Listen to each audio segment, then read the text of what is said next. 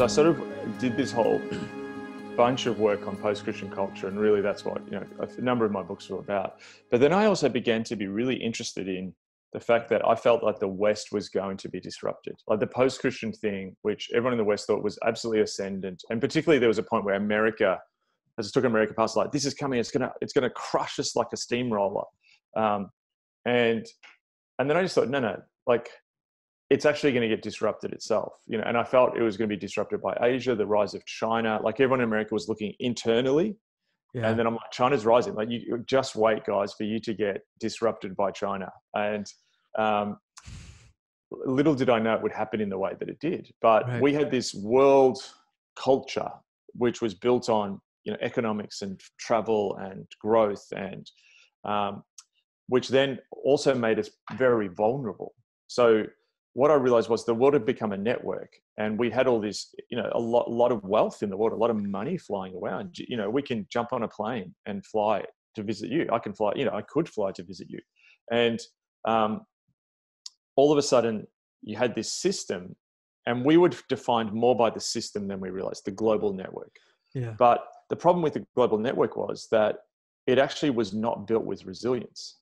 So you think about this one, the origins we know somewhere in Wuhan from, either something escaping from the bio research lab there, or something in the Wuhan wet markets.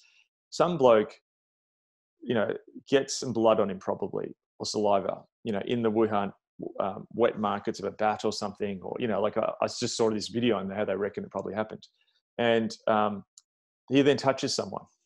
And then this multiplication happens where someone jumps on a plane to Australia, someone jumps on a plane to California, San Francisco, then sneezes on someone, and the entire global system collapses. Like the entire economy. Like I just saw the stats yesterday. Someone on the Australian news put up the stat of the stock market just before the Great Depression. And literally then he had where we are now, and it mirrors it exactly. Like, wow. Insane, right? Now, the difference with the Great Recession was, and essentially that was a problem with, the stock market crashing. We have a very different moment here where there's a lack of demand. The airline industry tomorrow can't get a stimulus and everyone's going to fly again. The restaurant industry can't get a stimulus where everyone's going to fly again. All we can do is these stimuluses just to keep, they're like, the heart thing in ER where they shock your heart. Yeah. They're just trying to keep it. It's like pay you until we get out of this. Now, it will fly and come back. I don't know.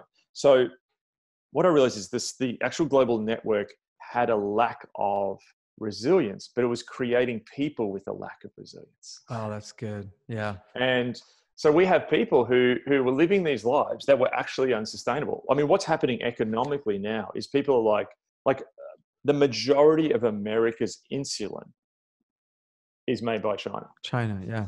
So there's a huge amount of people in America with diabetes who, if they can't get insulin, more people will die than will be killed by this pandemic. Wow. Now, Australia, I heard apparently 10 years ago, started stockpiling drugs, particularly because we were afraid of this. I think we've got $1 billion stockpile of drugs in case this happened. But there was a lot of money to be made if you could just have just-in-time, supply chains where, if my local hardware store doesn't want to have a whole factory filled with hammers like they would have 40 years ago, they can just order them. A guy can press on his computer and they'll arrive from China in a week. That's all well and good. And you will make so much money because you're not renting out giant warehouse space. But you will be hugely susceptible to shocks. Now, that's the same with our lifestyle. So we had people who could fly around and do whatever and live these lives and not have actual, I'm going to come to dinner, a better offer, I'll disappear and go and do this because a better option came up. We could live these lives where we didn't have to sow social connectivity, where we could live and not have to think about God or bigger questions, where we could fire off comments on Instagram without consequence, where we could project this thing to the world. Well, that lifestyle was just as vulnerable as our global supply chain and unsustainable. So all of a sudden now there's a pandemic. You're not flying anywhere. The people all of a sudden who are living this, and I'm not blaming the people, but our economy in many ways I'm looking at now was an absolute fantasy land. Yeah. Look at the development that's happened in American innovation. So much of it's been apps that exist in a nowhere world, when actually, what about medical ventilators? Yeah. So there's this sense where I see this huge moment happening. And I've been trying to process, what is this? Early on, I'm thinking, is this just going to be this moment of Sabbath where everyone's into a forced Sabbath? And I thought that like a few weeks ago. And more and more, I'm just thinking, no, like when I think about Sabbath, I think about, so God rests after all this work is done, and then he rests. Now, I don't know about you, but I have worked so hard in the Yeah. last few weeks. Like Yeah. it's mad. More Like, than ever, more than church oh, planning. The hours my wife and I have been, I mean, cause it's a huge shift. It's fascinating because I'll just do like like the yeah, local church designed around gathering spaces and meeting in homes and being together, laying hands, breaking yeah, bread, it's all stopped. Like we can't even do yes, Easter or do baptisms. And like, it's everything is all of a sudden done. yes, The way, so we're disrupted real quick. And then there's our lifestyle. So Alex and I lead this church, and we have uh babysitters that come. She homeschools, she also works. So we have this, we have gym membership, and even our gym, which is a really successful local kind of in multiple states gym. I got an email yesterday, they laid off 80% of its workforce. And I have a friend oh, who's a vice president in the company, and he's like, he doesn't know how long it's going to last. And yes, it's like industries that were like booming 3 weeks ago are like 80% of their staff's gone. yes, They don't know what the future looks like.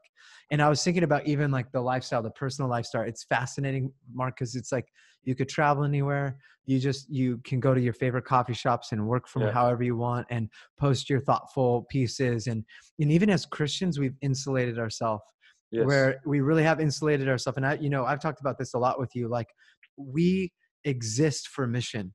And yes, as a church, we represent this movement that has to go to the ends of the earth. And mm, we see in the book of Acts, like moments where the church gets this liturgy or rhythm disrupted, where, okay, mm, persecution comes, the result, it goes to the ends of the earth, which is what was commanded in Acts 1. mm, On the way, Peter has a dream, and now Gentiles are included in Acts chapter 10. Acts chapter 15, they're debating all this different theology, and they finally land on something. It goes further. You get to mm, Acts 19, and it's like the gospel shows up in Ephesus, and the Spirit comes, and then mm, they're gathering in the Hall of Tyrannus. You don't do that. You do mm, it in the synagogue. No, we're going to mm, gather in these Greek this philosophical mm, debate space, which is so strange. That's a new mm, model. Nobody saw that mm, coming. Handkerchiefs are being taken because the power is so extraordinary. People are being mm, delivered of demons, and then people are noticing Jesus is held in high honor. And then the economy is noticed when they stop worshiping the idols, and the city's yes, up in uproar. So you have this expansion happening in the book of Acts, where it's mm, like every time we want to like build something on an institution of any kind, it's like God kind of pushes it further. mm, And I feel like for quite some time in the West, we have built this really insulated, abundant, like system around the church that God has mm, flattened almost yes, instantly. And now our yes, preferences of how we do it are mm, now about mission.